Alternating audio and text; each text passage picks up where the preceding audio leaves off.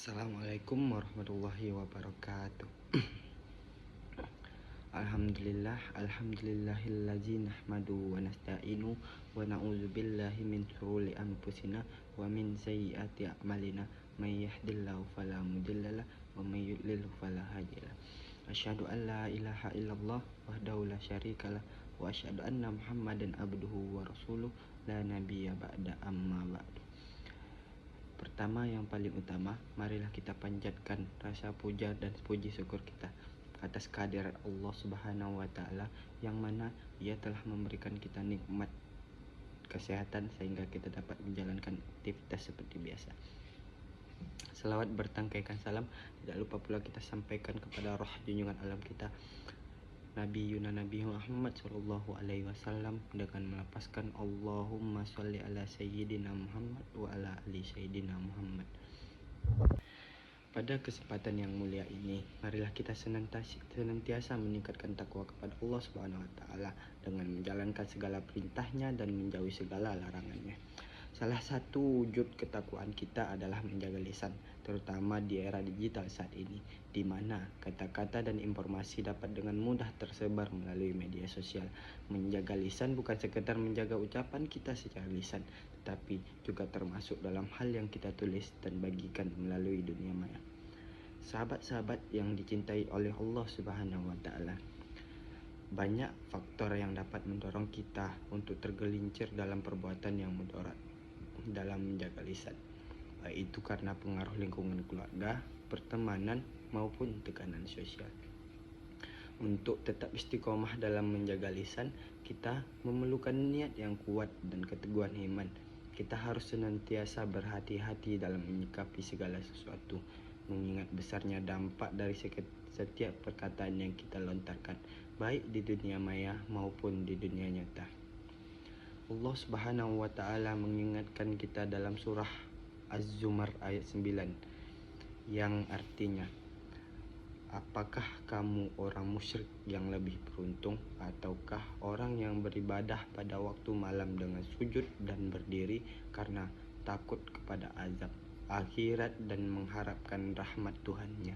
Katakanlah, apakah sama orang-orang yang mengetahui dengan orang-orang yang tidak mengetahui? Sebenarnya hanya orang yang berakal sehat yang dapat menerima pelajaran.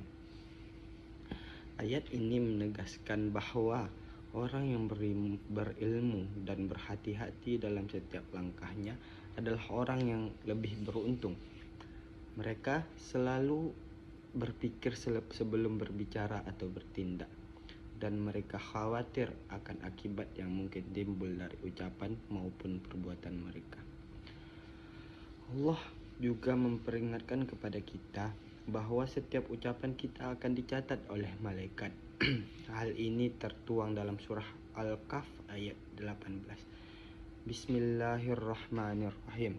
Ma yalfizu min qawli illa ladaihi raqibu adid, yang artinya tidak ada suatu yang diucapkannya melainkan ada di sisinya malaikat pengawas yang selalu siap mencatat. Maka setiap kata yang keluar dari mulut kita atau yang kita ketik di media sosial, semuanya akan dipertanggungjawabkan di hadapan Allah Subhanahu wa Ta'ala kelak. Sahabat-sahabatku yang dicintai oleh Allah Subhanahu wa Ta'ala, di era digital saat ini harus informasi begitu cepat dan deras. Setiap saat kita menerima dan membagikan informasi, baik itu melalui media sosial, pesan singkat, atau aplikasi lainnya. Namun dengan manfaat besar yang dibawa oleh teknologi ini, kita juga dituntut untuk menjadi pengguna yang bijak. Sebagaimana Rasulullah SAW bersabda, Rasulullah SAW telah mengajarkan kepada kita harus selalu berhati-hati dalam berbicara dan bertindak. Dalam sebuah hadis disebutkan, ada seorang laki-laki yang bertanya kepada Rasulullah SAW, siapakah orang Muslim yang paling baik? Beliau menjawab, seseorang yang orang-orang Muslim yang lain selamat dari gangguan lisan dan tangannya. Hadis ini mengingatkan kita bahwa keburukan tidak hanya datang dari ucapan, tetapi juga dari perbuatan, termasuk apa yang kita tuliskan dan bagikan.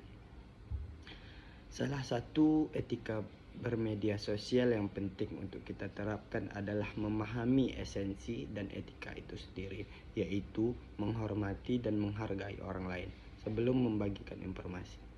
Kita harus memeriksa ulang kebenarannya. Dengan demikian, kita telah menunjukkan kesadaran untuk menjaga adab dalam berinteraksi di dunia maya. Mungkin hanya ini video singkat yang dapat saya sampaikan. Lebih dan kurang saya mohon maaf. Billahi fisabilil haq. Assalamualaikum warahmatullahi wabarakatuh.